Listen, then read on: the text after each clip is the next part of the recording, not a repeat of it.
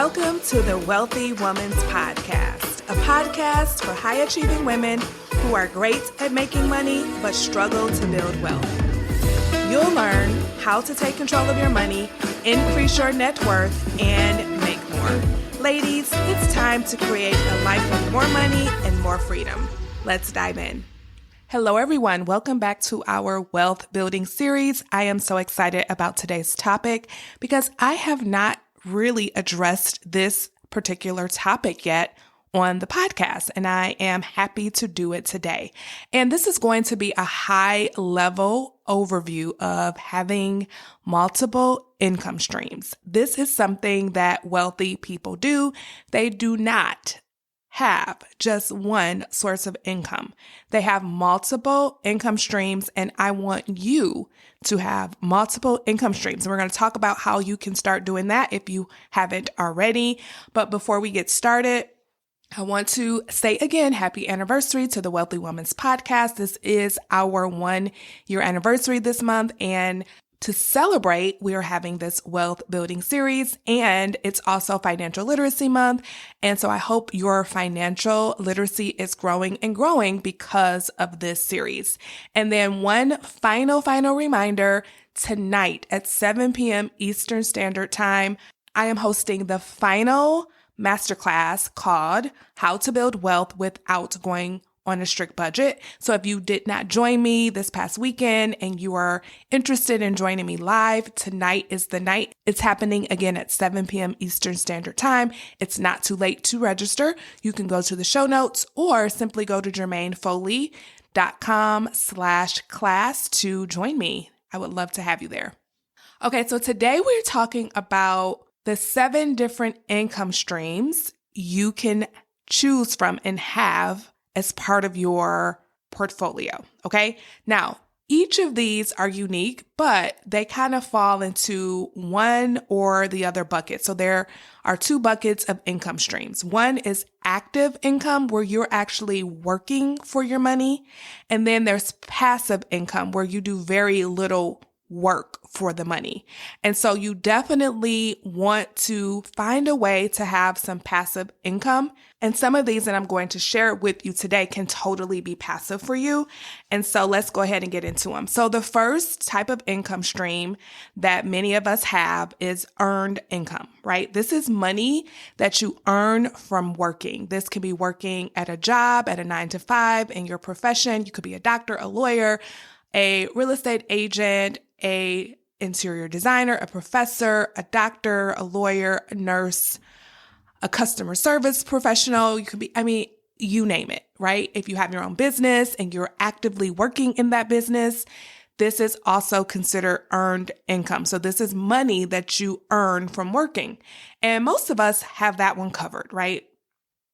That one we have down packed. So give yourself a pat on the back if you are earning money because you have one income stream. So the second income stream that we're going to talk about is profit income. This is income that you gain from buying things and then selling them at a profit.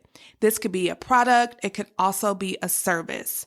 I remember when I was getting out of debt, you all know my story. I had over $200,000 worth of debt, and I loved shopping. And one of the ways I kind of got my shopping fix was by buying things from TJ Maxx and Marshalls and other stores like those, and then selling those things at a profit on like eBay or Poshmark. Poshmark wasn't a thing back then, but it is now, and you can do the same thing. So you could go to those stores. I used to go to the clearance racks and find name brand things that were marked way down, and then I would sell them on eBay. You can do it on Poshmark now or other retailers. That was my first additional income stream outside of my job. And I actually had a lot of fun doing it. It was definitely not passive income. It was very active because I was going out, buying the things and then taking pictures of the things and then posting the things and then shipping the things. So it was an income stream though, but it was not passive. So just keep that in mind that not all profit income is passive income. But the reason why I share that example with you is because anybody can do that, and that could become an income stream for you. And you can also just be creative and think about how you can come up with a way to sell a product or a service for a profit, and then boom, you have a second income stream. The third income stream we're going to talk about is interest income. Interest income is money earned through lending money or money received from depositing money or investing money. So for an example, if you have a high yield savings account, you get interest from that account, and that is considered interest income. I just looked for this podcast. I just looked at my high yield savings account, and so far this year, I've made $425 in interest income. Now that is passive. I have not worked for that money. That money came to me in my sleep. That was passive. If you also think about the interest that you're earning from your 401k, your IRAs, any investments that you have, that interest that you bring in and that it compounds, that is passive. You are not working for that money.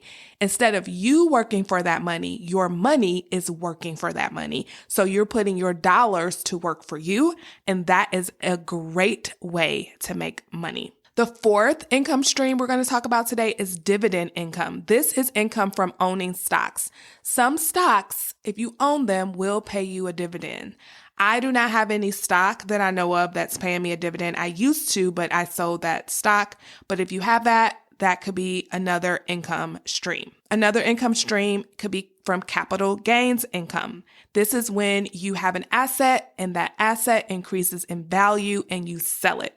So if you have a rental property and you buy it for $200,000 and sell it for $400,000, that $200,000 is capital gain income. Then there's something called residual income, and this is income that is paid constantly even after the work is done. So this is definitely passive because you work for it at first, so it's active at the beginning, but then once the work is done, the income becomes passive because you're constantly getting paid on that work that you did. An industry that really fits this example well is the insurance industry. Think about it this way. Most insurance agents, they sell you a policy, they do the research, they get the paperwork ready for you, so they're working. And then usually once you buy that policy, they make a nice chunk of money off of that first year's premium. And then after that, they get a residual income, which is a smaller percentage of that premium. So as long as you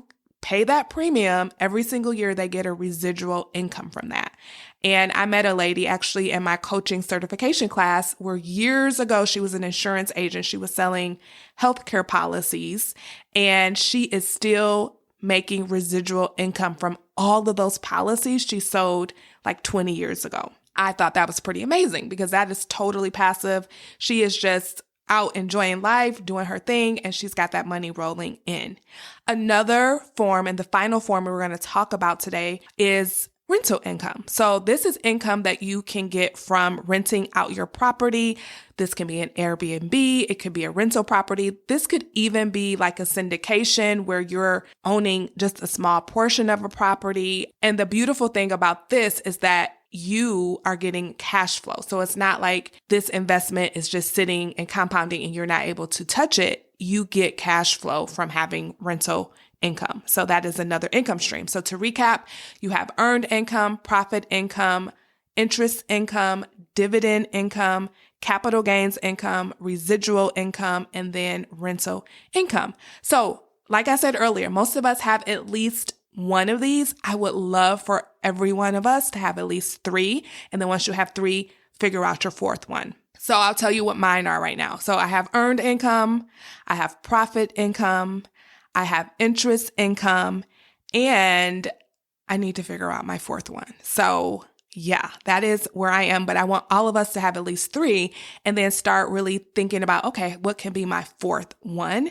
I am really looking into rental, but I don't want to be a landlord. And there are ways where you can invest in real estate and not have the hassle of being a landlord. And I'm learning more about that as we speak. And hopefully one day I'll be ready to become a real estate investor without being a landlord. But I hope this was helpful. Remember, today is the last day that I am hosting the masterclass live. If you want to join me, all you have to do is go to the show notes and sign up, or go to jermainefoley.com/class and sign up. All right, I will see you tomorrow for the final part of our wealth building series. I will see you then. Bye-bye. Hey, before you go, if you're ready to create a life with more money and more freedom, then you're invited to join the Wealthy Woman's Academy, my signature coaching program where you'll learn how to take control of your money and build wealth without sacrificing your lifestyle. To get started, head on over to jermainefoley.com/WWA. That's Jermaine with a G. See you over there. Bye-bye.